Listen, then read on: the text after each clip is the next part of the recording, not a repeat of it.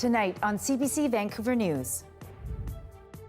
Day 7 of BC's port strike. For every day the port operations are down, it takes us about a week to recover afterwards. The multi-billion-dollar holdup, growing calls for the federal government to send workers back on the job, plus priced out. What can I do? What do I actually have to live in my car? And I can't do that with my son. A single dad's desperate plea to find affordable housing in Vancouver, and 20 years after making history. I burst out crying. I couldn't talk, and my heart was bursting. BC's first gay couple to legally marry reflect on their historic moment. This is CBC Vancouver News.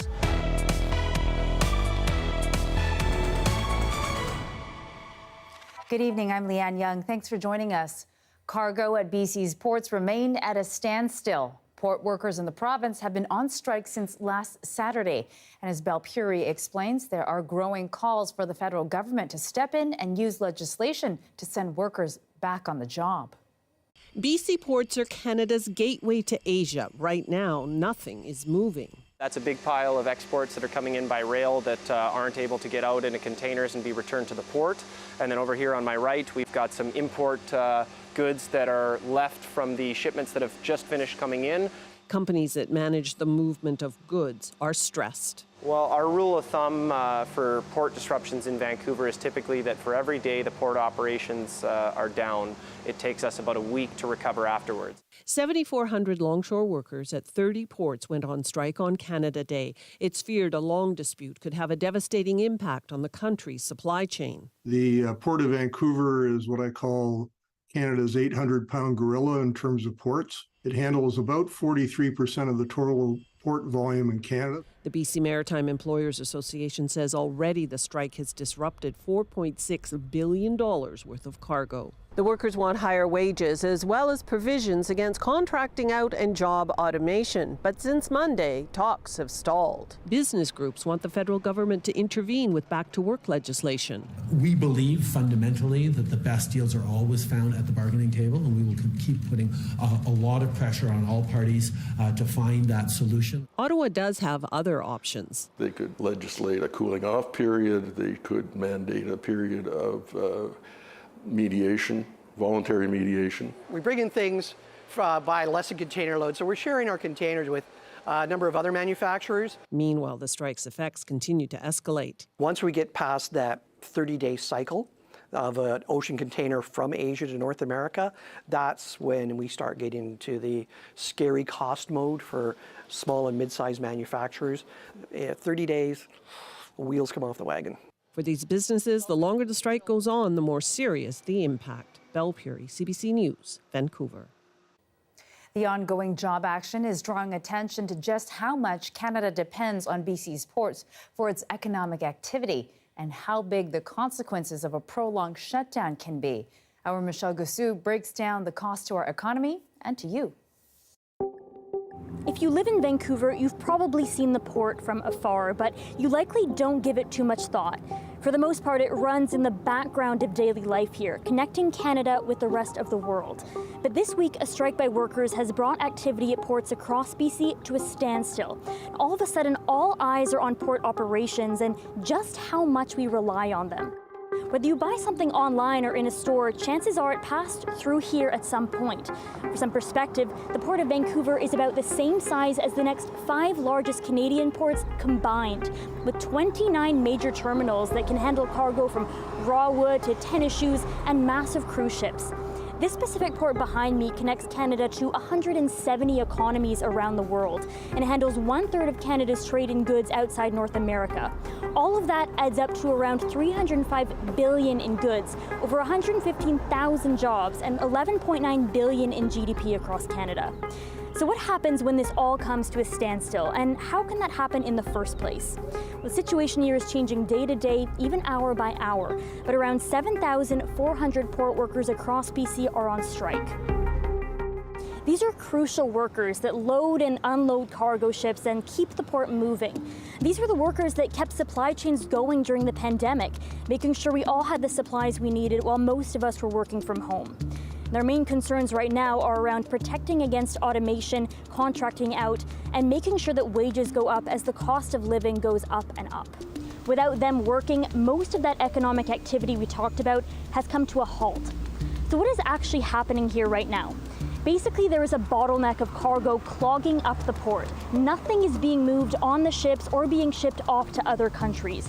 Industry players are warning that the delays could translate to higher prices for consumers because shipping companies now have to pay for the time their goods are sitting on containers or on the ships. Perishable items are going bad, and farmers across Canada are worried about getting their product out. There are some exceptions. The bulk movement of grain is still going through because of specific legislation under the Canadian Labour Code.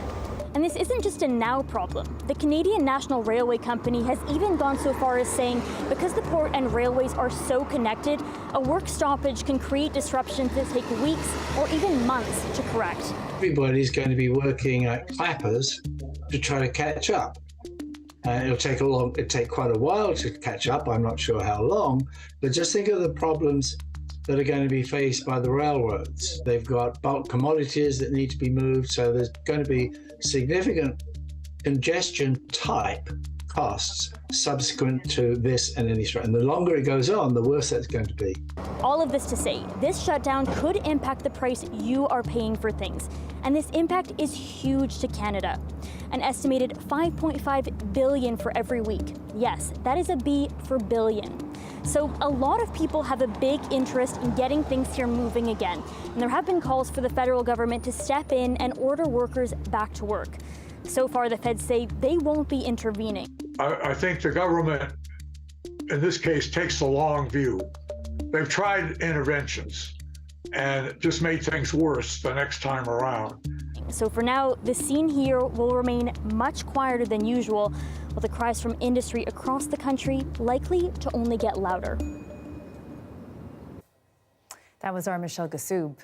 A man who pleaded guilty to murdering one person and trying to kill 6 other people in a 2021 incident apologized to the victims today at a sentencing hearing. 30-year-old Yannick Bandaogo did not give a motive for the attack, but in a statement, he told the court about his history with drug use that he says played a role in his behavior. Bandaogo's guilty plea means the case will go straight to sentencing.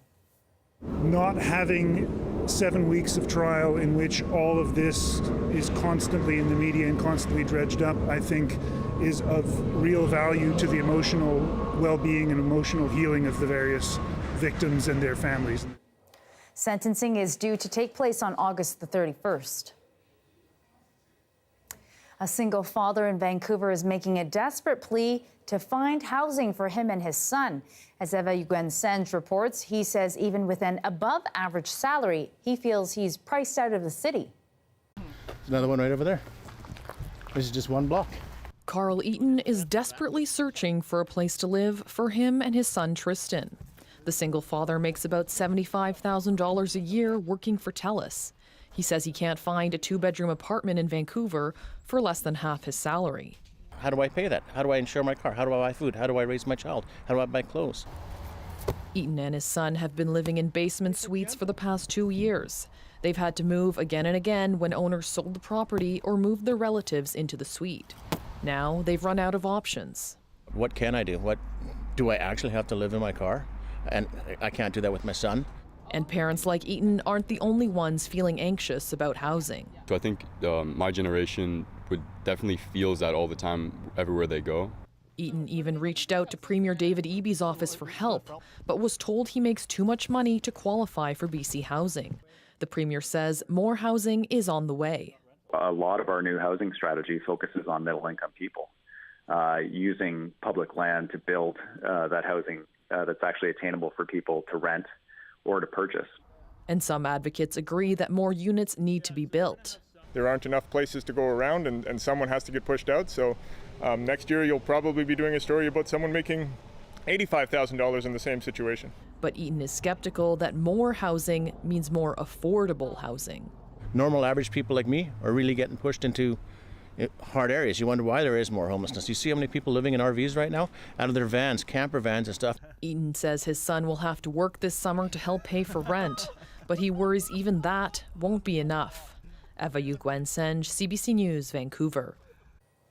A BC Supreme Court judge sided with Airbnb earlier this week, allowing the addresses of people who rent out homes on the website to remain private. Last year, a housing activist made a Freedom of Information request for the addresses of Airbnb hosts, arguing renters have the right to know if they were being evicted to make way for an Airbnb. The company opposed that request, and a BC judge has now agreed with the company, noting that the addresses of a resident is considered personal information, even if it is a business. There is a clash happening between residents and the Vancouver Park Board over ponds. Many are sitting dry, but it's by design. As Sharia Chestri tells us, there are some petitioning now to see the ponds restored. If you don't fill them up, this is what you end up with. No ducks, no geese, no other signs of a healthy pond. Michael Sear gets frustrated looking at the mud piles at Vancouver's Vanier Park. This is a lovely pond when it's full of water. You can see the pond lilies here. These bulrushes should be full of redwings. The ecology enthusiast blames a Vancouver Park Board bylaw introduced 3 years ago. The rules shut off the taps to ponds and fountains that don't recirculate water, saying it's necessary for conservation. It seems that it would be impossible and frankly irresponsible to maintain these ponds as if it was back 50 years ago when there was a lot of rain in the city.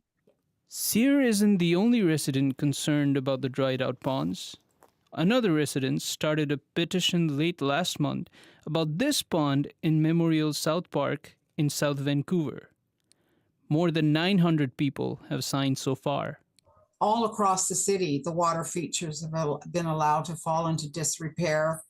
Again, they're filled with garbage and invasive weeds. The petitioners are also concerned about what this would mean for wildlife that depend on the ponds. It used to be full of ducks. We're on a migratory flyway. It was always full of ducks and songbirds stopping to rest and refuel. There was a family of raccoons living under the wharf there. They've left. The park board, however, says that it wants to conserve water to mitigate against drought and climate change. Most of Vancouver's water comes from the North Shore's Capilano Reservoir, where the city gets its drinking water. It's an incredible waste of resources. People have to acknowledge that climate change is hitting and things are going to have to change. Sear says he recognizes the need for water conservation, but he is also concerned about green spaces for wildlife and how it contributes to our mental well-being. If they sat down and tried to work out the value of a pond, the value of the wildlife, they would come up with a sum that would move them this direction. The park board has made exceptions in the past. 6 fountains were reactivated. In an email to CBC, a park board spokesperson says these ponds could be considered later this year. But for now, the ponds will remain as they are. Shaurya Chhetri, CBC News, Vancouver.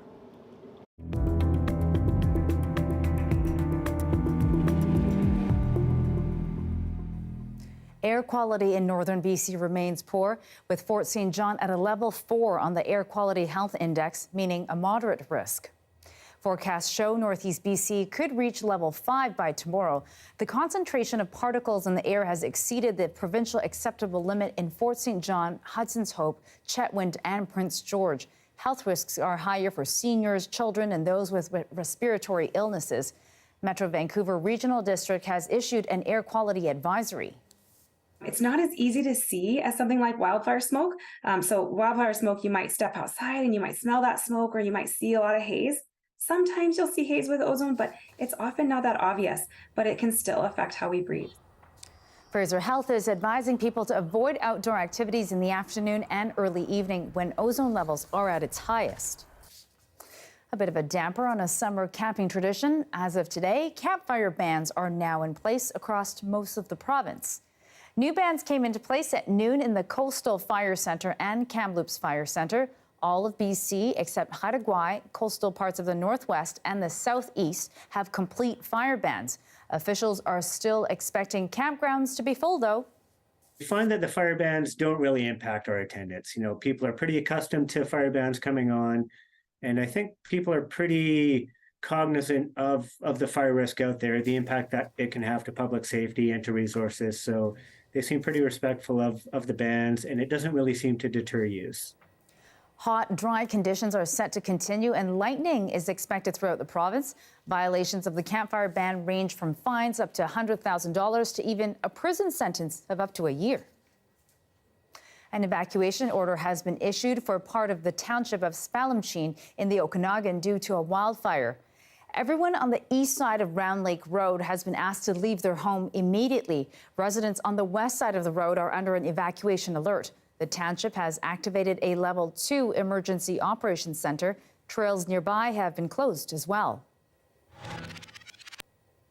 Meanwhile, firefighters are also responding to a wildfire about 18 kilometers north of Abbotsford. The Davis Lake wildfire is considered approximately 50 hectares in size and suspected to be human-caused. And meteorologist Russ LeCate joins us now. So, Russ, I know you're watching the lightning situation throughout the province. What are you seeing there? Yeah, thanks, Leanne. And what you just mentioned there, so many of the fires we heard about over the past few days were human-caused, but it's an entirely different situation shaping up right now. Just want to show you how much lightning activity has been going on across the southern and central interior over the past 6 hours. And it's not just due to daytime heating and convection this time. We can actually see a bit of drift going on with some of those thunderstorms. There is a secondary element that's adding to the convection. There's a little bit of a circulation developing farther offshore. We've sort of drawn in a low to our analysis there. And what it really means is that these showers will again redevelop throughout the day tomorrow while we get off easy in the lower mainland, not expecting significant weather. There's lots of significant weather province-wide. It was a warm afternoon again. We saw the temperature top 30 in Kamloops. It got to 35 in Lytton. And of course, that's responsible for all the weather warnings and watches we have still in effect across the province. Heat warnings for the northeast, for the inland sections of the north and central coast, throughout the Fraser Canyon, as well as sections of the Okanagan and the South Thompson. Severe thunderstorm watches remain in effect through parts of the central interior and the Okanagan. Nothing like that going on around Metro Vancouver, mind you. We had a comfortable day today. The breeze blew. We had some clouds earlier. It's cleared up now. There's some sun in that late day forecast, but overnight, there might be a sprinkle coming down from the mountains, a very slim chance of something in the middle of the night, Leanne. You know, we always sit here in Metro Vancouver and it feels all nice and peaceful. Then you see that province-wide picture. Very active Isn't weather that something? day. Yeah, it's a different world on the other side of the mountains. Absolutely. Thanks for that, Russ. We'll talk to you soon. It's called a Starfighter, and during the Cold War, it served Canadian forces in Europe. Since being retired, the plane's called CFB Comox home. But the vintage jet made its way south to North Saanich today. Here's more on why it's heading to the capital region. We're witnessing the arrival of the CF104 Starfighter from the Air Force Museum in Comox. And also what's happened is that we've invited all former CF104 Starfighter pilots to come out and have a bit of a mini reunion here. This aircraft is iconic. It was probably the premier Cold War fighter in the 60s and 70s. It's like a Lamborghini.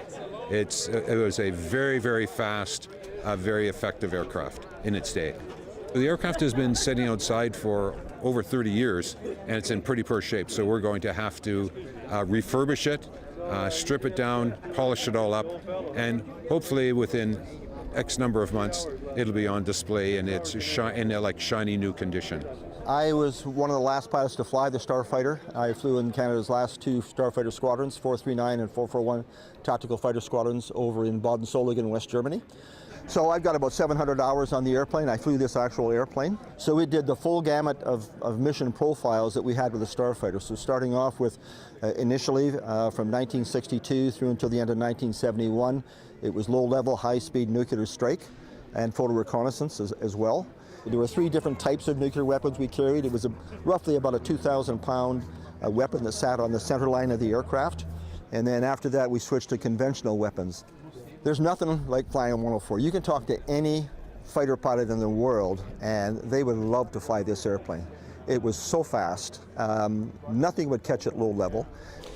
Cockpit, you're really strapping on the airplane. When you strap in and you take a look in that cockpit, it is very confined. And, you know, that, which is fine, you get used to it.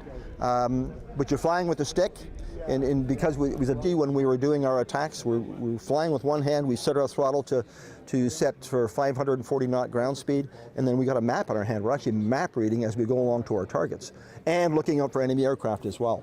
So it was, you know, it took a lot of practice, a lot of training, but we were really well trained, and we were very confident in our mission. Yeah. It's a very serious business, and we all took it very, very seriously. And it was one of those things that you had to be ready to use, but you never wanted to use it. And thank goodness we never did, you know. But it was that deterrent force that actually won the Cold War for the West. Smoky skies leading to smoky notes. How wildfires are affecting BC's famed wine region, and why you should drink your tainted bottles fast. After the break.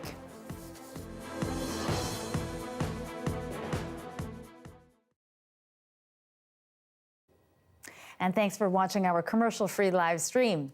Fishing, it's a much-loved pastime for many people, but not all of them are angling for actual fish. There's a dedicated group that casts lines with magnets attached into the water. CBC's Isaac Olson met up with an avid magnet fisherman to find out what it's all about. It's like doing the lottery. You throw, you don't know what you're gonna find. I found a mortar from World War II, cell phones that I got, a lot of money that I found around here because people are making wishes. Sometimes the wishes come back to my magnet, sorry. My name is Fred Hardy. I'm a French-Canadian from South Shore of Montreal. I do magnet fishing simply for fun. I have my own YouTube channel, is Joker's Magnet. What you do, you have your rope, you have your magnet, sometimes it's a carabiner that's tied the magnet to your rope. You throw in the water and you pull. What you can find depends on where you're at. If you're near a railway, like we heard right now at Water Market, you will have some railroad stuff, some spikes, some plates, even some locks from old wagons. This is the first time I saw this. I think it's a railway plate, but that's the biggest one I ever seen. And sometimes it's a challenge. You can remove some big stuff from the water, because if you go in the pass, everyone was throwing everything in the water because they thought it would disappear. So you can remove old things like cars and even like boats if you want. But you need to be careful because they're heavy, and maybe sometimes you're gonna lose your magnet to it. It happened to me. Last week I caught a gun. It's an old Swedish gun it began the marketing from 1942 to 1960. It's been cut, but it's a beautiful piece. I've called the police. They said to me, if you want it as a decoration, no problem, keep it. Most of it, I scrapped it. I go to a place that takes metal back for recycling. They give me money. It's not a lot of money, but for me, it's more about the challenge and cleaning the waters. We don't get everything out, but at least we're cleaning up the waterways, and that's the purpose of magnet fishing.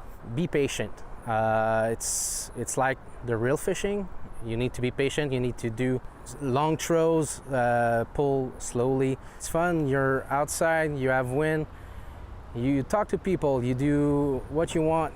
If you don't like to go outside, sorry, magnet fishing is not for you.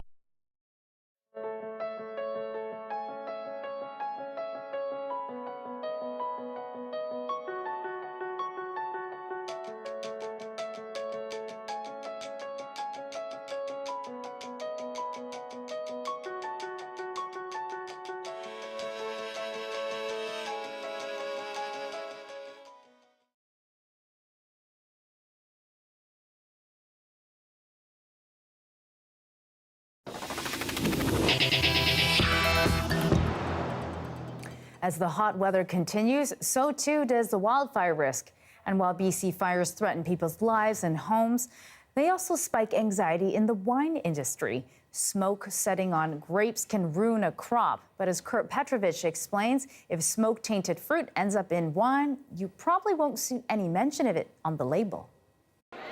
A winemaker's pride pours into your glass, but more frequent wildfires may be adding a flavor that's unwanted. If your vineyard is in a valley and you've got forest fires that burn for days, that's when you're going to get the problem. The problem is smoke taint, and they don't know how to handle it. Smoke molecules can pass through a grape's skin, binding chemically to the fruit's sugar, leaving a wine tasting bitter and ashy. It's about mitigation and, not panicking and just kind of dealing with it and deal with it as it comes. Hall would know. His Okanagan vineyards were threatened by wildfire smoke in 2021, forcing him to use more gentle pressing, special filtering, and blending.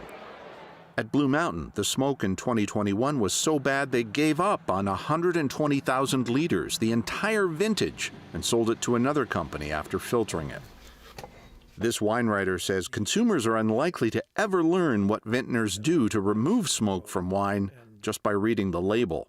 It just is totally unlikely that that a winery would put something on the label which would discourage consumers not to buy it. The BC Liquor Distribution Branch, which regulates wine quality in the province, won't say how much of a problem smoke taint is. In an email, the Ministry of Public Safety and Solicitor General told CBC News that generally, BC wine products have undergone a professional review for quality and flavor by a certified master of wines trained to detect issues with products. And if a customer is concerned about a potential quality issue, they can return it to the store to request a refund.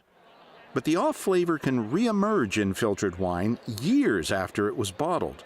So holding on to a bottle from a bad fire year like 2021 can be a gamble. My suggestion to people is in the 21 vintage, why take a chance? Drink those wines when they're young and you can't taste it, because you never know. Kurt Petrovich, CBC News, Vancouver. And some CBC News to share. Kurt Petrovich, whom you just heard from, has officially retired after a distinguished 37-year career. For Midday, I'm Kurt Petrovich in Iqaluit. Kurt Petrovich, CBC News, Winnipeg. Kurt Petrovich, CBC News, Vancouver. It's enough information that As a longtime CBC reporter, Kurt Petrovich's face and voice are familiar to many Canadians. His work began in the Arctic, where he developed his skills as a radio and television journalist. And from there, Kurt has been reporting from the world's hotspots, including Washington, Beijing, Ottawa, and here in Vancouver. His stories have been recognized with a multitude of awards for excellence in journalism, including a coveted Michener Award. But in 2013, one assignment was different from all the others. He was covering a deadly typhoon in the Philippines. That gut-wrenching experience put him on medical leave as he dealt with post-traumatic stress disorder. He eventually returned to work, but no story occupied more of his time and energy than the death of Robert Sikansky. Kurt went on to write Blamed and Broken, a best-selling book that details that notable chapter of BC's history. And we're fortunate enough to have Kurt Petrovich himself join us now. So congratulations, first of all, Kurt, on your retirement. Well, thank you very much. It's going to be a change after 37 years. Yes, indeed. I'm sure a bit of a change. That story that you filed on the effects of smoke on BC's wine industry, that's your very last one for us. So what does it feel like to be retiring after 37 years in the business? Well, I feel a number of things. First of all, I feel fortunate that I had. Coming up, we'll show you how a camping program on Vancouver Island works to keep bears from getting into campsites to help prevent the wild animals from getting killed.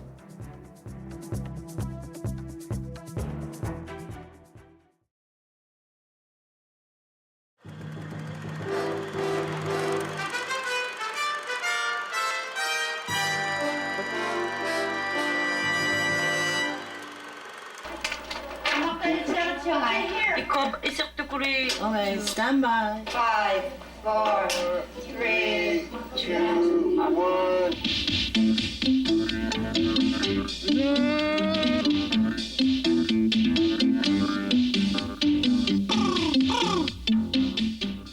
This is one of the most popular TV shows on the air in Canada's Arctic. Although the local satellite dish makes it just as easy to get slick American shows, this one is the clear ratings champ. It's called Takuginai, and it's not only Canadian, it's homegrown in the Arctic.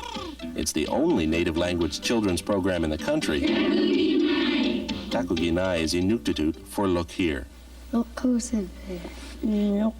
been on the air almost a year now. Each 15-minute episode is produced by this team in the cramped facilities of the children's unit of the Inuit Broadcasting Corporation.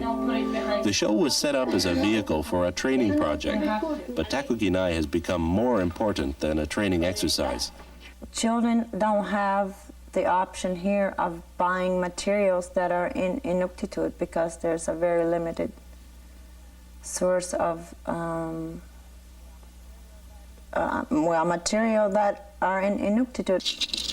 For Inuit kids, Takuginai is a dose of traditional ways delivered by modern TV techniques. Each show is built around a traditional theme, whether it's clothing, hunting, or carving. But the big stars of Takuginai are the puppets. Each one is a uniquely northern character. There's Grandpa and Nala the seagull, Tulu the raven, Grandma, Anuknik the little girl, and Johnny the lemming. Hello. The puppets and their animators were helped by a local puppeteer and a consultant from the kids show Fraggle Rock. In the show, the role of the elder in Inuit society is a main focus. It's the elders who are the ones with knowledge and wisdom. We can't go into a library and look at the year 1820 and say, oh, this is how it was.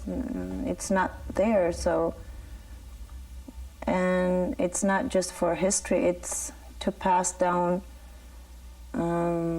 it's, animals, all parts of living. Right? And when you're trying to sort of preserve a language and you don't have the materials to do so, it can be very frustrating. But here, we're using TV to maybe achieve the same purpose, and it's more immediate. Blandina Makic and the others who work on Takuginai are currently planning a third series of shows. And a whole new crop of young Inuit kids will begin learning about their culture from their elders, their peers, and puppets like Johnny here. For Midday, I'm Kurt Petrovich in Iqaluit.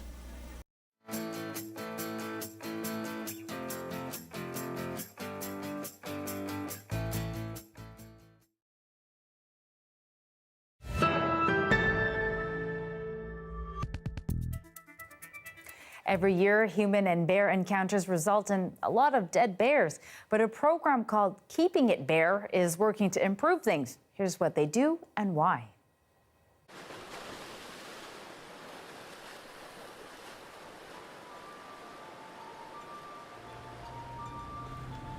Hello, bonjour, how are you? Good, how you doing? Great. Do you have a reservation for camping? Yes.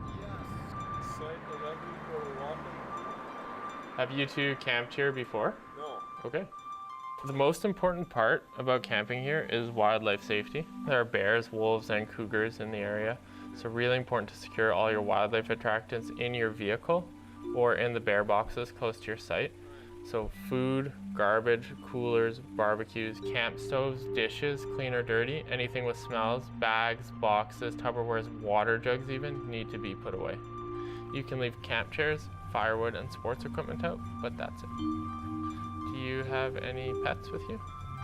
Okay, perfect. Well, any questions? Here's a map. Yeah, have a good stay.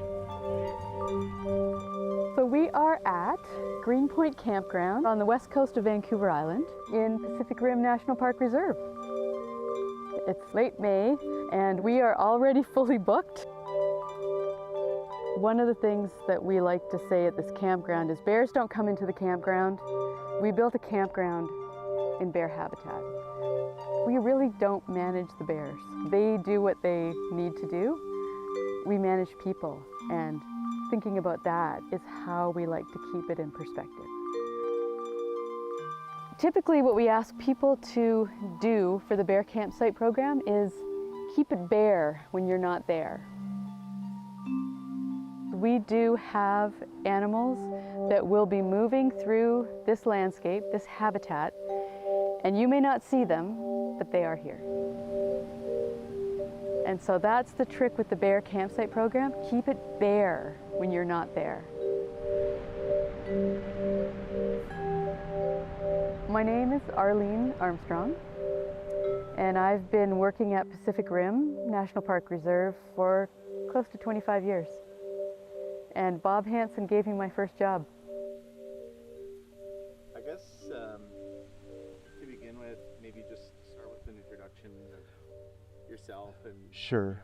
your work and Okay. a little context. Yep. For my internal reports, my name's Bob Hansen. I'm the WildSafe BC Community Coordinator for the Pacific Rim region, basically Clayoquot Sound to Barkley Sound and all of the communities in between. The essence of the job is prevention, so trying to come up with ways to prevent conflict from happening. I started with the Warden Service in Jasper in 1975. We did everything from fight forest fires to search and rescue, patrolled the backcountry on horseback, really varied job description, but something that always drew me was the wildlife side of it. I came to Tofino for the first time in the early 80s. I got posted out to Pacific Rim National Park Reserve, responding to issues between people and bears was part of the job, and we came up with the whole bear campsite program. Bear campsite is actually a legacy of one particular bear. We really worked hard on that individual bear, but then something happened, and it was obvious that this bear fell into that category of conflict bear. Got the call Friday night, and this bear is actually in one of the campsites. It's the middle of the afternoon, and it's ripping the pack apart. I was leading the team that was working on changing that bear's behavior, and all of us had put in lots of hours and lots of hard thought, and really, like, I checked with my counterparts in other national parks for ideas. We really felt like we could turn this thing around. And when myself and the other warden, when we had to, walk into a campsite with, the area had to be cleared of people, and basically the bear just stared at us, and when we put it down, and it was sort of became like it just hit so clearly that killing bears doesn't solve anything. And said, okay, this is going to be different, but it's simpler, it's stricter. We just have to remove the possibility, as much as we possibly can, of bears accessing food and garbage in the campground. I've seen the time just before the bear campsite program and all the years after. It really revolutionized the way our campground exists in the ecosystem and with the ecosystem. In order to have a successful bear campsite program that works well, you really do have to support it with a couple things. And they're pretty simple. You got to make sure that your garbage bins are bear-proof. The second thing you need is to have staff that are willing to educate people. So you're going to have to be able to have your staff trained up a little bit. And our staff give people a welcome talk when they come and check in. And we also have, on occasion, we have somebody that's coming around on a golf cart. I do that 2 or 3 times a day. The busier one is for sure in the evening, right after supper time. People sometimes go to catch the sunset or sort of thing, or go to bed and forget. a few things. So you have a look from kind of the edge of the site. If you see attractants out, or sometimes if you're not sure, you do have to enter the site. If you see attractants out, you just say, Parks Canada, hello, bonjour, anybody in the tent? WildSafe BC is really doing everything it can to promote and support adoption of the bear campsite program throughout the province, and not just for government campsites, but also for private campsites. 2019, implementing the bear campsite program. So far so good, we've had some fantastic results, really happy with the progress. It started off putting signs on all our sink stations. Recycling was definitely one of our biggest issues, so then we built this one as well for the recycling, and touch wood, we haven't had any issues with this one either. So all it is food containers. So you'll see this is obviously an example of somebody got a reminder, and this is what you'll find at your campground. We drill it into everybody from the minute you step in the door. You see every sign. Keep it bare when you're not there. That's knowledge you can put into practice anywhere you go, in the outdoors, in the front country, in the back country, wherever you're camping, whatever kind of camping you're doing. But until we achieve the prevention, we'll keep having to put bears down because it does become a public safety issue.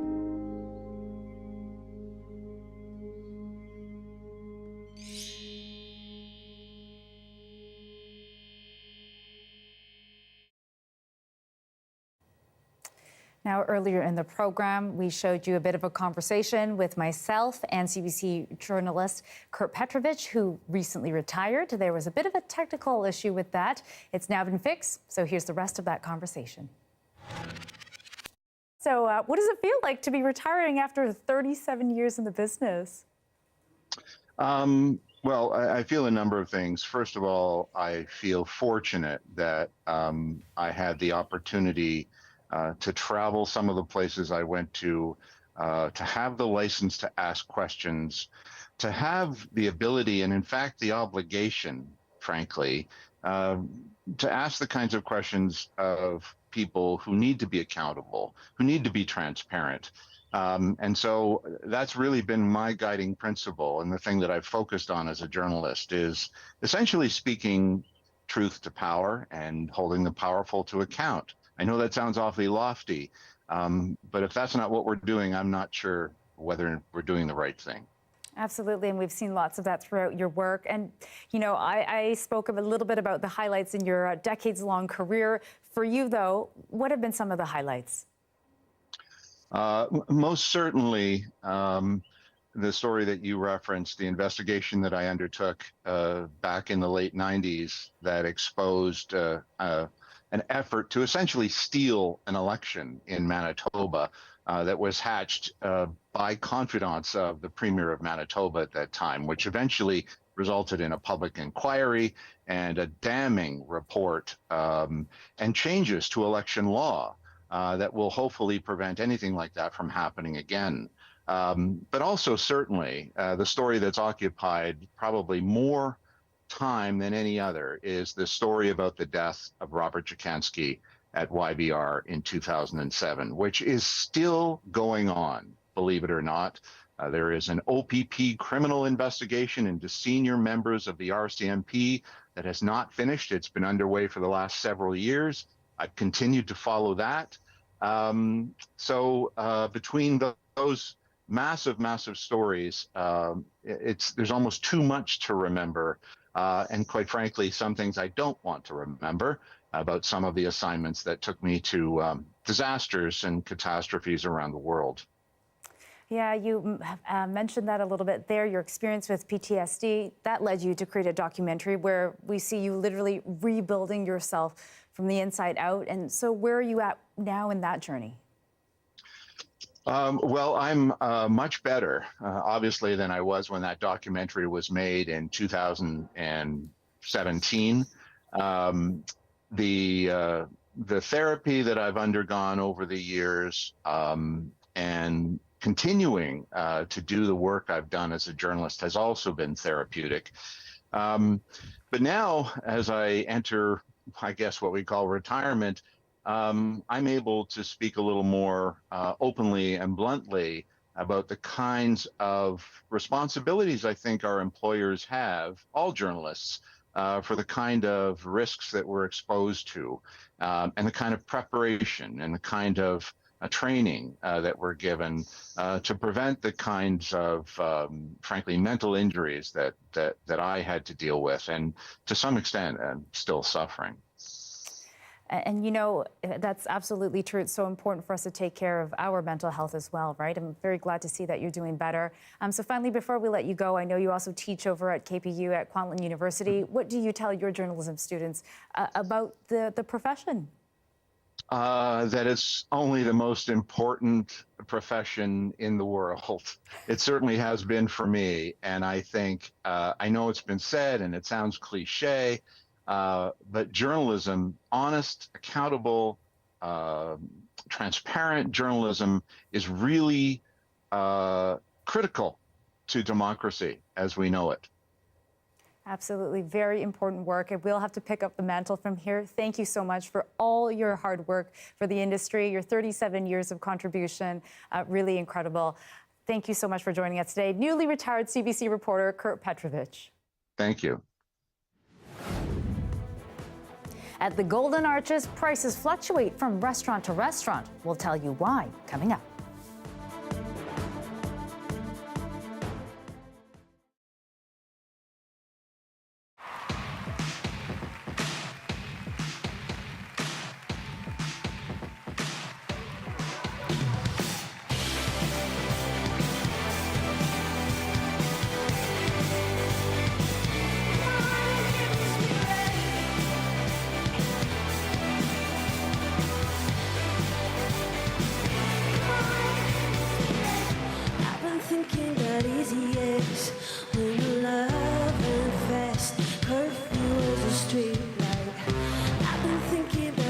Times, never second guess, we fought higher than the sky. In the end, all that really matters is we're still here together. All that's been left behind, it's just a new beginning. Yeah, it's all or nothing. Take me back to where we started in the first place. Come on and give me spirit. Come on and give me spirit.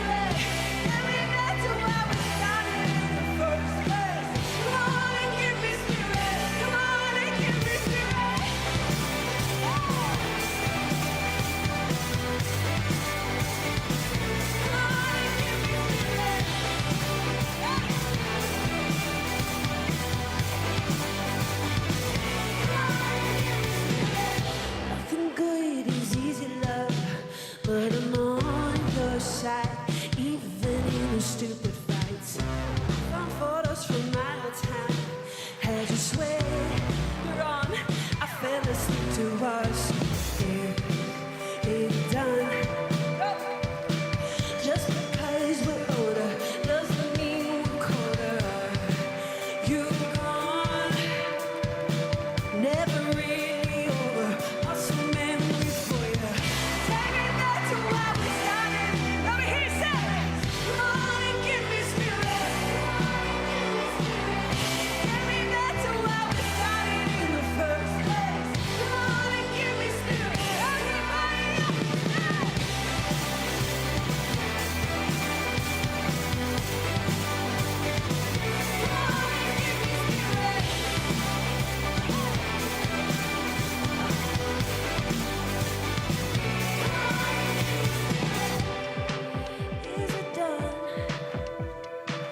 Just because we're older doesn't mean we're colder. Now you're gone. Muscle memory for you. Take me back to where we started in the first place. Come on and give me spirit. Take me back to where we started in the first place. Come on and give me spirit. Come on and give me spirit.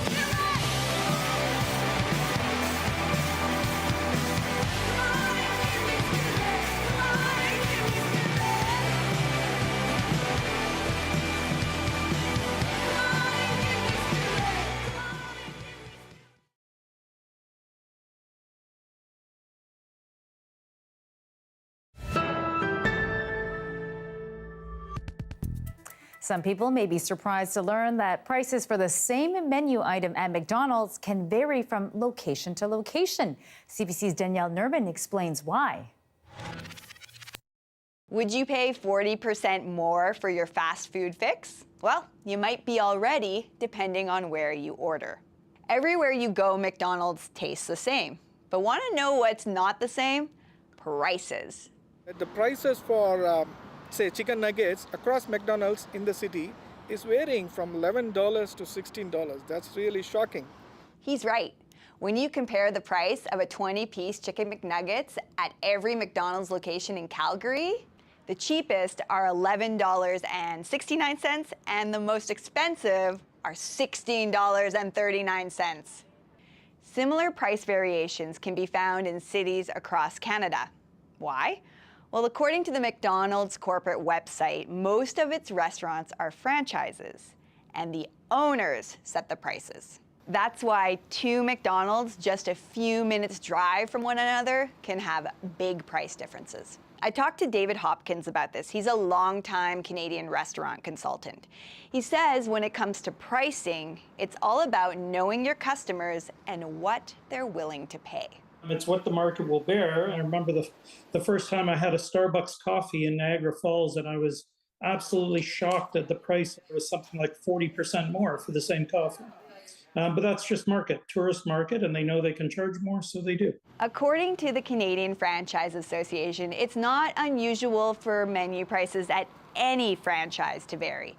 If rent is higher in one neighborhood than another, well, that might be why you're paying a few more bucks for those nugs. If you're not loving it, you can keep driving or use the McDonald's app to shop around. It will tell you if you're getting the best price for your Big Mac.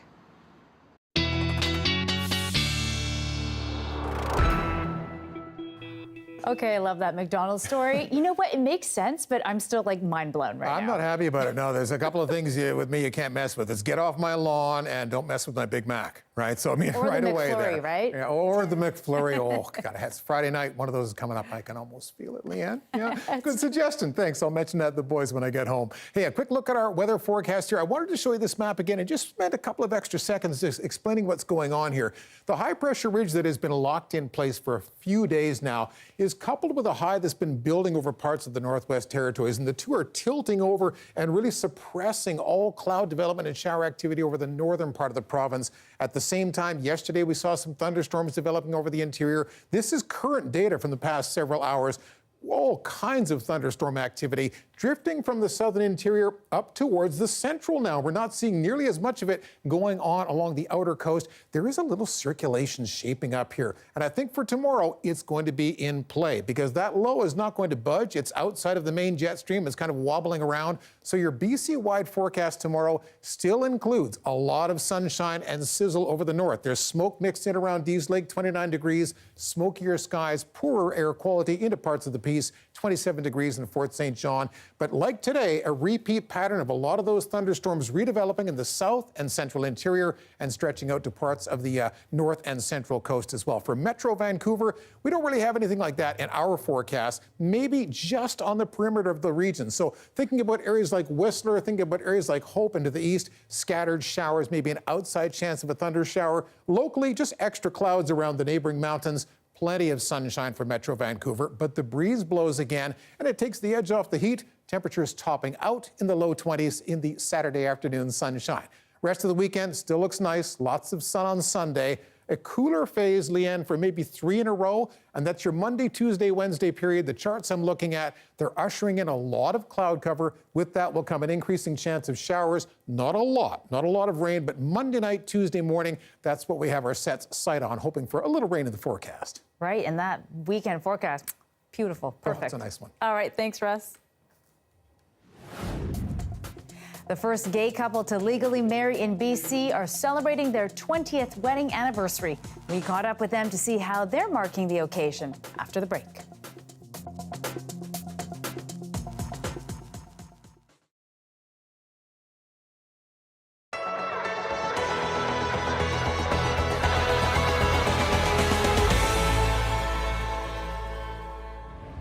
The current Wolf Island Ferry follows a 60-minute schedule. That's how long it takes to complete a trip from the island to Kingston and back again with a load of passengers. But it's been plagued with maintenance issues that have caused service cancellations and is in need of a replacement.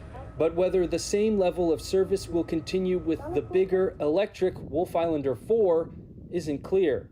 The mayor says Islanders won't settle for longer waits. We've all been very anxious to see what the schedule's going to look like, because we were very clear as soon as we heard anything about 1.5 hours that is a no-go. That is an economic killer. It is inferior service. The new ferry was supposed to launch last spring. Now the Ministry of Transportation says it's expected to go into service sometime this summer, and any talk of 90 minutes was a worst-case scenario during construction. But the province hasn't committed to keeping up the 60-minute standard. In a statement to CBC, it said its goal is to provide service as close as possible to an hour-long round trip. Islanders already deal with long lines waiting to board, and businesses are suffering. The Hotel Wolf Island offers a place to stay, eat, and enjoy live music, but now staff say all that could be silenced, and they're bracing for what a different schedule could mean. That would be an enormously difficult situation for the island. Certainly for us as a business, and anything beyond 60 is going to have an effect that won't be good. Farmer Jason Pike says he can't understand why more time between trips would even be considered. It defeats the purpose. Why the heck would we have spent this money and go beyond 60 minutes? Like, it just boggles my mind. The ministry says once the new ferry is in service, it will carry out time trials to see how long docking and loading take, but until then, the schedule won't be set. Dan Takema, CBC News, Kingston.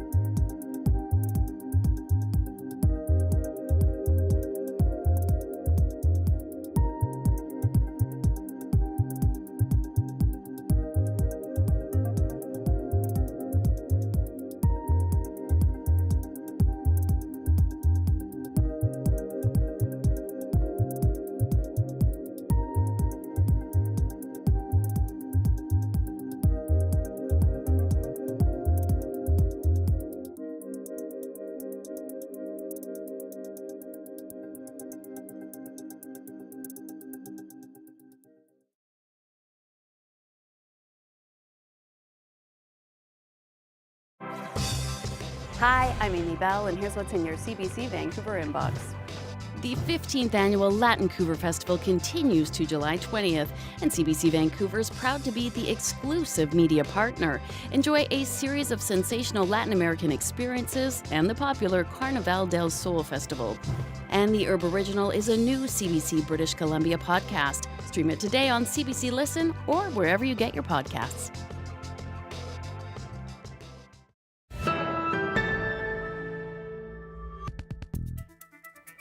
It's been 20 years since same-sex marriage was legally recognized here in British Columbia.